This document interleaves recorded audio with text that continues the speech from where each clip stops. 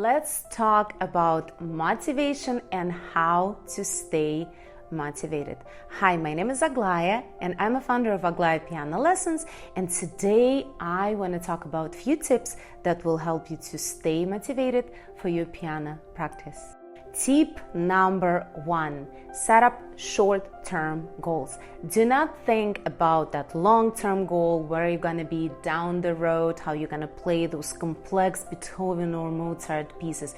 Just set up short-term goals. If you're just a beginner, just learn how to play with right and with left hand apart, and maybe try and coordinate right and left hand playing an easy exercise.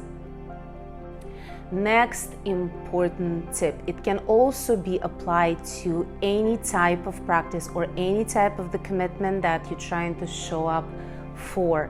Do not wait for the entire hour, a day, a week when you can finally get to it. Find 5, 10, 15 minutes a day for your piano practice. Show up for it in the morning. Just play your simple exercises.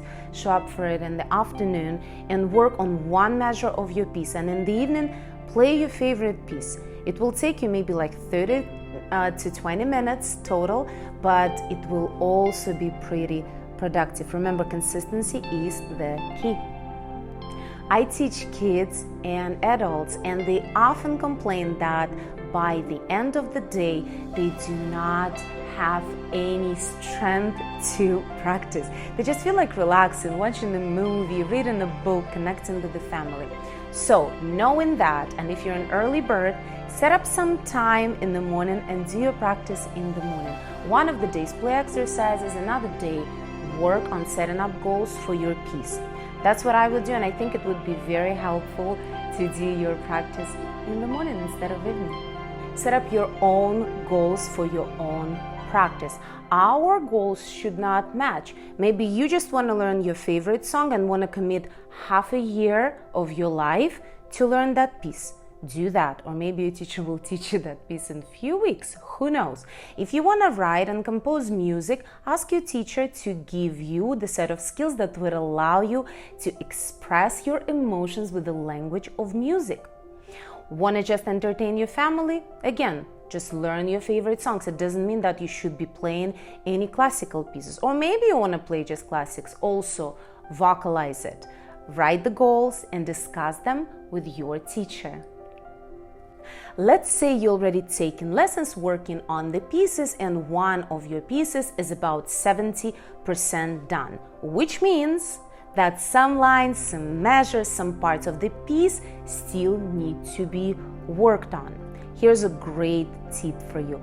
Do not play the entire piece from the beginning through the end. Just go to those parts, lines, measures, and work on those. Just imagine that if I need to clean and organize my apartment, and the sink is the only one place that needs to be cleaned, I'm not going to clean the entire apartment in order to get there and finally get it done. I'm just going to go to the sink and clean it. So get to those measures, parts, lines, and work on it. Next tip. Let's say that you have those 30 minutes or 20 minutes or an hour for practice. Please make sure that you pre-plan your practice and you know exactly what you're gonna do that day. Have some time for a little warm-up. And it's nice to have a diverse warm-up workouts. That's what I do with my students, and they always have fun with that. And then work on your piece and just decide for yourself that that day you're going to work on that specific line or measure that you're struggling with. And at the end, play some pieces that you really enjoy playing, that you've already done working on, and maybe do some composition or work on the chords. Remember to take breaks. Remember to take deep breaths. Remember to stretch a little bit. So if you have 30 minutes practice, doesn't mean that you should be sitting there stiff, right? Just like get up, stretch a little bit, take a few deep breaths, and go back to your practice. And remember to have fun with that. Maybe give it a bit of a shake and move your shoulders and stretch a little bit. And I bet most of us practice yoga nowadays, so you can even incorporate a few yoga poses into your piano practice. Another important tip: what helps us to stay motivated and keep going with our piano practice. Go on Spotify, go on YouTube, listen to all those composers and wonderful pianists that inspire you. Listen to modern composers. I've explored so many new beautiful composers lately, and I'll be in fact uploading some videos of myself playing few new pieces that I've never heard before, but I absolutely loved it. Does it help me to stay motivated?